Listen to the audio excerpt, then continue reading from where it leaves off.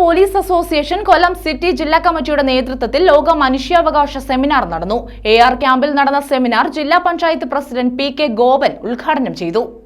ലോക മനുഷ്യാവകാശ ദിനാചരണത്തിന്റെ ഭാഗമായാണ് കേരള പോലീസ് അസോസിയേഷൻ കൊല്ലം സിറ്റിയുടെ നേതൃത്വത്തിൽ പോലീസും മനുഷ്യാവകാശവും എന്ന വിഷയത്തിൽ സെമിനാർ സംഘടിപ്പിച്ചത്.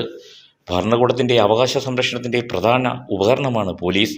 പൊതുസമൂഹത്തിന്റെ അവകാശ സംരക്ഷണത്തിന്റെ നേതൃസ്ഥാനത്ത് പ്രവർത്തിക്കുമ്പോൾ നിരവധി പ്രശ്നങ്ങൾ നേരിടുന്നുണ്ട്. ഈ സാഹചര്യത്തിലാണ് സെമിനാർ സംഘടിപ്പിച്ചത്. ജില്ലാ panchayat president PK Gopan seminar ഉദ്ഘാടനം ചെയ്തു. ഇപ്പോൾ സാധാരണ എല്ലാ പോലീസുകാരും നല്ല വിദ്യാഭ്യാസമുള്ളവരായിട്ട് മാറി. മറ്റേതെങ്കിലും വലിയ തൊഴിൽ KS പോലും എഴുതി കൈവരിച്ച സാധാരണ പോലീസുകാർ നമ്മുടെ സേനയിലുണ്ട്.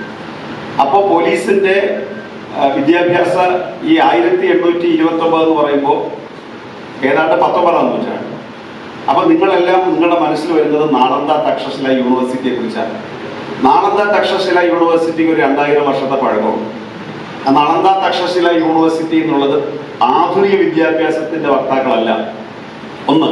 രണ്ടാമത് അതിന്റെ ഒരു ഉപജ്ഞാതാക്കൾ എന്ന് പറഞ്ഞാൽ ബുദ്ധമതക്കാരായിരുന്നു. ബുദ്ധമതക്കാർ ദൈവത്തെ പോലും പരിഗണിച്ചിരുന്നവരല്ല.